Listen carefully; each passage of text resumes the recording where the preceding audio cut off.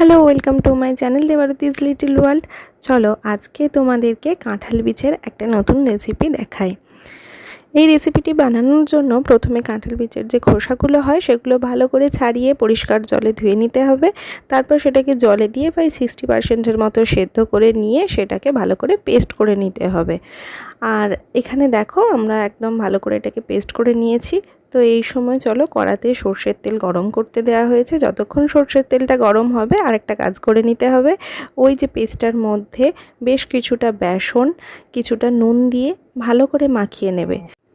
এরপরে ওটার মধ্যে দিয়ে দিতে হবে পরিমাণ মতো নুন এবং আদা রসুন বাটা। যদি কেউ এখানে নিরামিষ করতে চাও তাহলে রসুনটা স্কিপ করতে পারো, তবে অবশ্যই আদা বাটাটা দিয়েও খেতে টেস্টি হবে। আর যদি কেউ এটা আমিষ করতে চাও তাহলে এর সাথে পেঁয়াজ কুচিও অ্যাড করতে পারো। দিয়ে আবারও ভালো করে কিছুক্ষণ মাখিয়ে নেবে। তারপর তাতে দিয়ে দেবে কিছুটা লঙ্কা গুঁড়ো।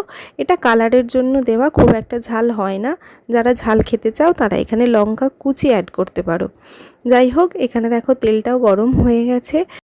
এরপর ওই পেস্টটা থেকে অল্প অল্প কিছুটা করে নিয়ে নিয়ে বড়ার আকারে ভালো করে ভেজে নিতে হবে। আর একদম লাল লাল করে ভাজবে। আর ফ্লেমটা অবশ্যই লো টু মিডিয়াম করে রাখবে, তাহলে ভেতরটাও ভালো করে ভাজা হবে আর বাইরেটাও মুচমুচে হবে।